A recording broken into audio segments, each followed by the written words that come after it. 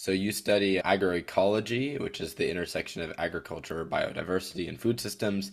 If you had to explain to a friend that's never heard the word agroecology and someone who were to ask you what you actually do, how would you explain it simply in one to two sentences? In terms of the work that I do related to agroecology, I would say that essentially is trying to understand the ecological interactions that are going on in a farm with the purpose of trying to essentially design systems that are more sustainable and more productive. However, I would also say that agroecology is not just a science.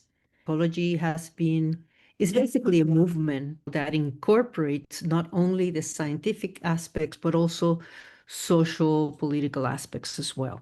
And there are people, academics and scientists, that work on those other aspects of agroecology, how people interact with their environment, how policies work to basically to support these changes in agriculture, those kinds of things. Yeah, I've actually talked directly with a few of those scientists. I'm interested to hear your perspective today. I was reading a little bit more about your research on coffee and the coffee beans. So, most people drink coffee every day and they don't really think about how it's grown or how it gets to them.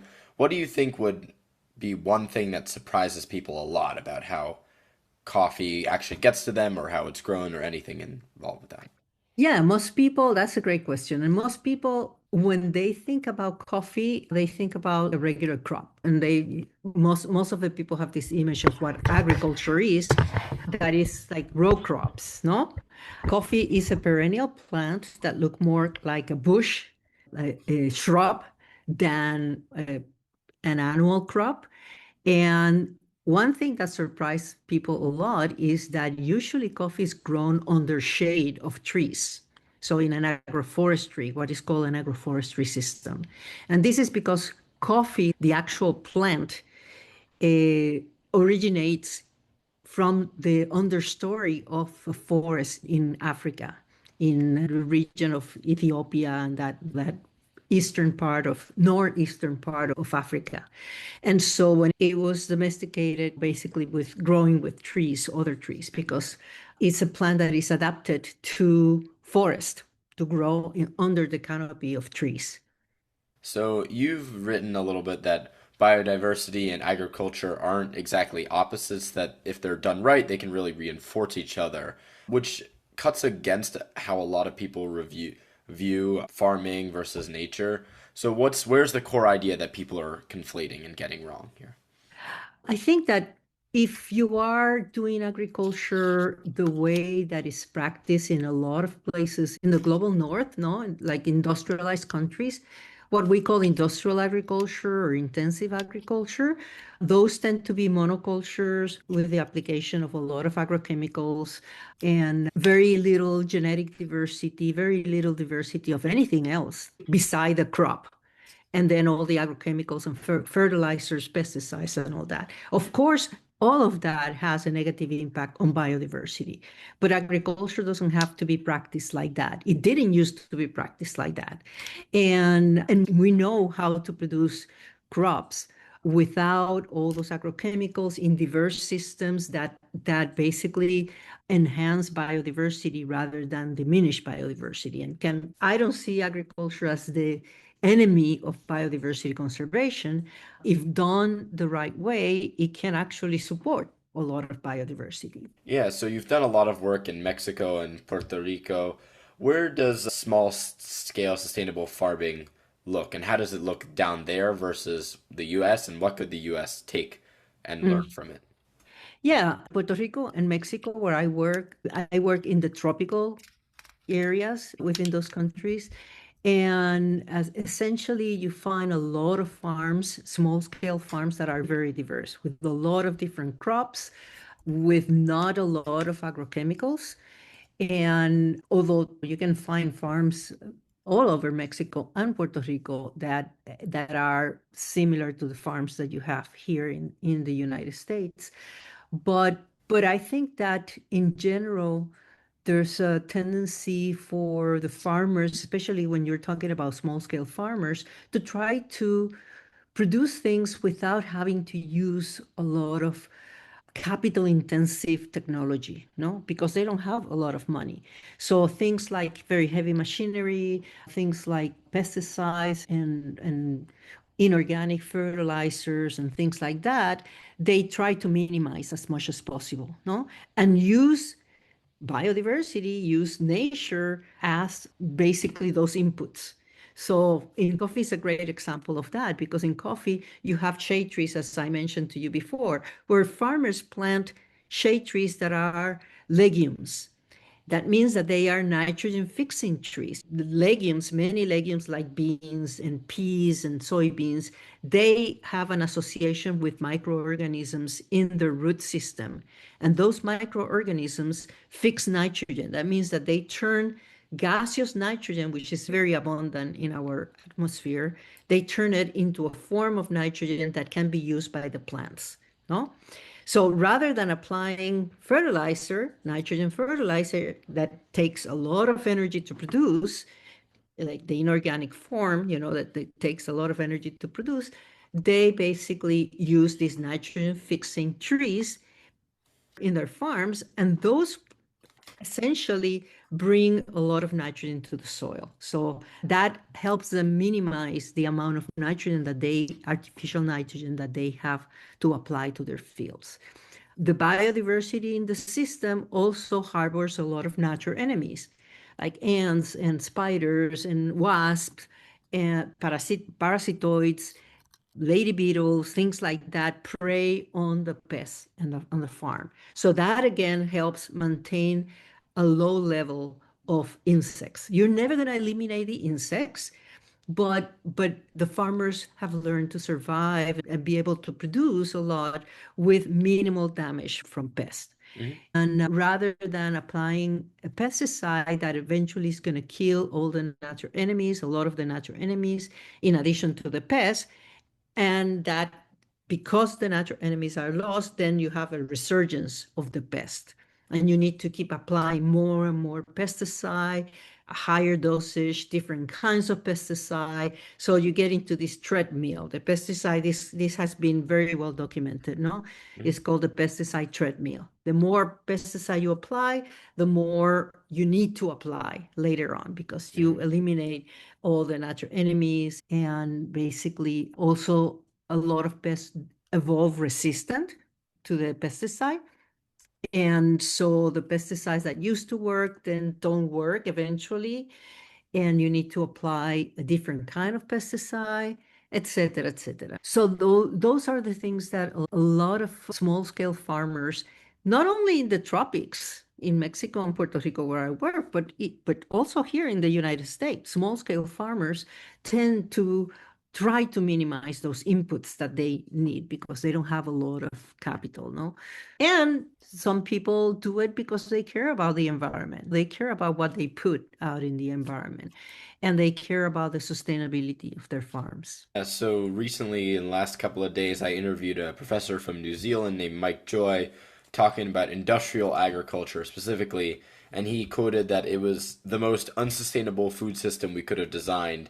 Another professor at University of Maryland pointed a little bit to nitrous oxide from the fertilizers. So, from your work in agroecology, do you think the answer is really about redesigning the industrial farming or just completely replacing it or something in between?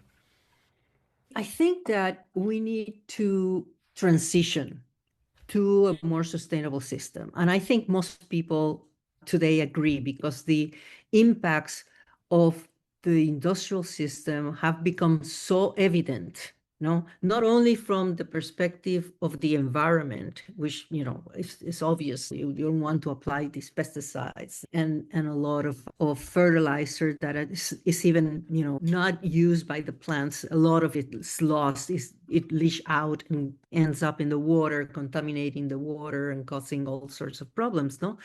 it it's obvious that we need to do something about this. And now with climate change, even more urgent because about a third of the emissions of greenhouse gases come from the agriculture sector and the food system.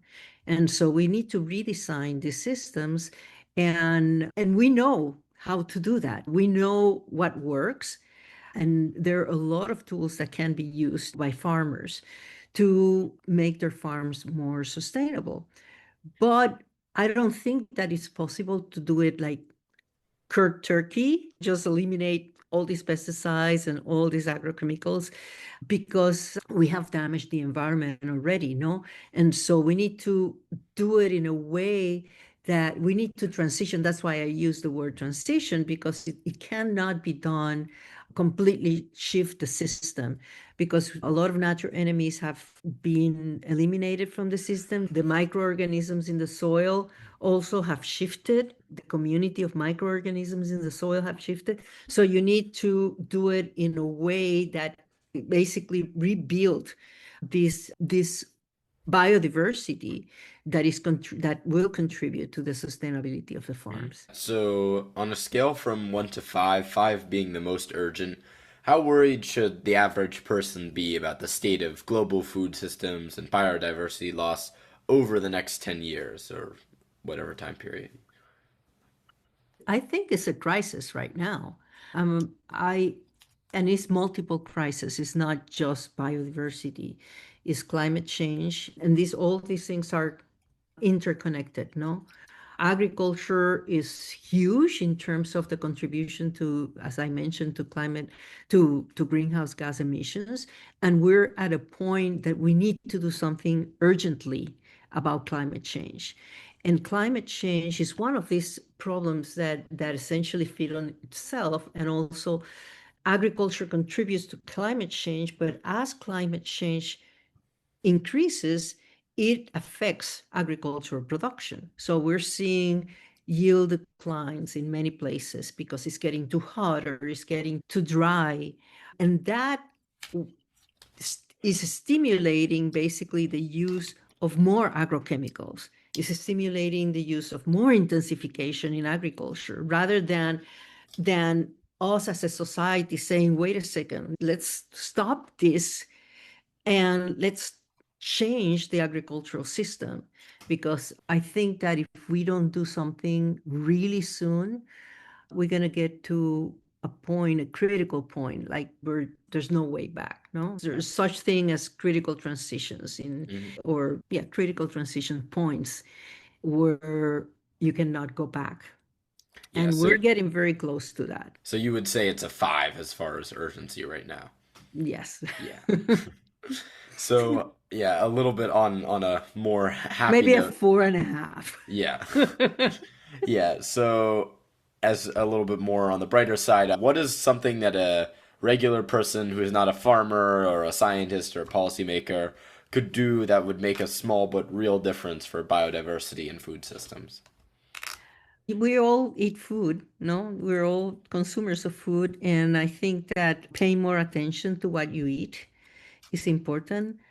But more than that, those are personal things that individuals can do.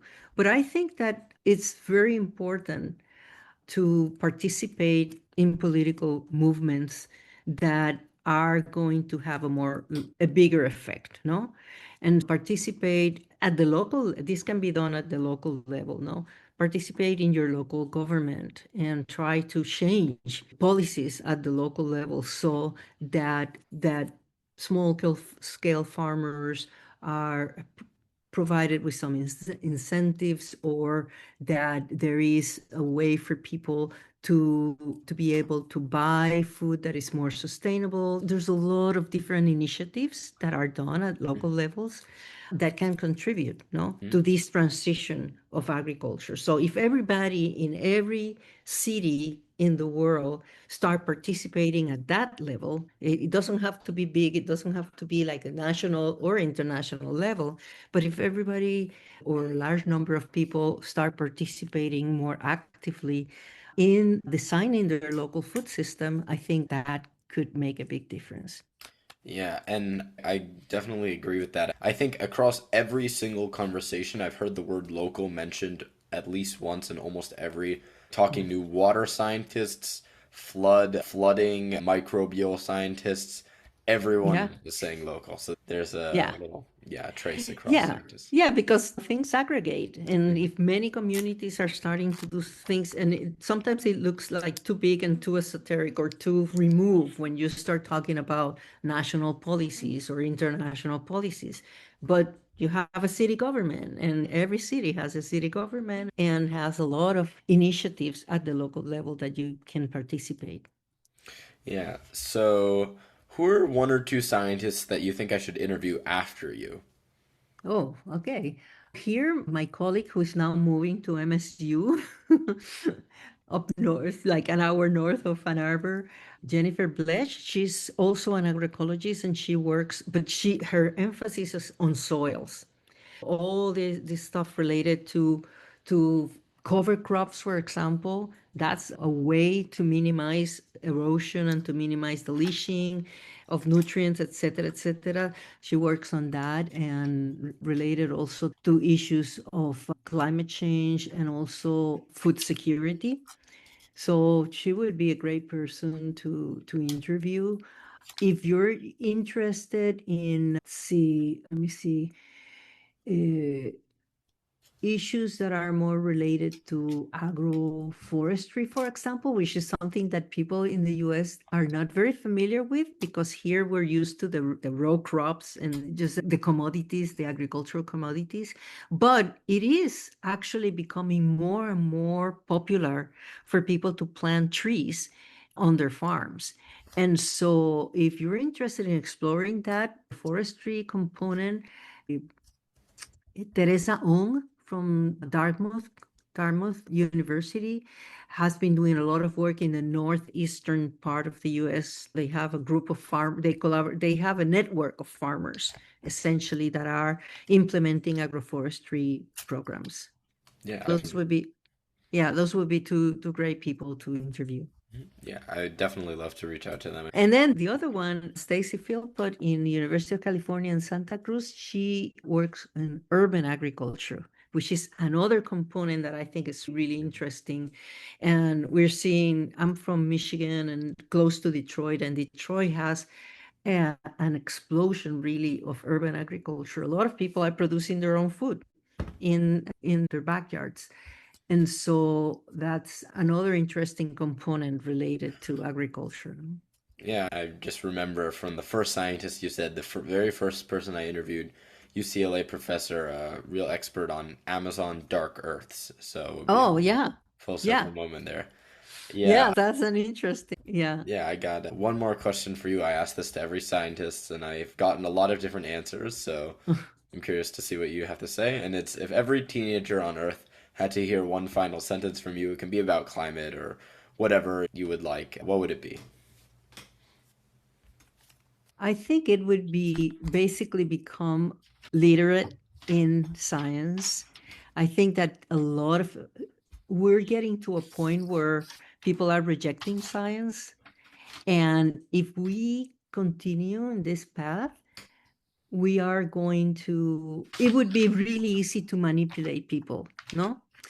I think that it's really important to have more of a scientific approach and question everything. Don't accept everything that people tell you.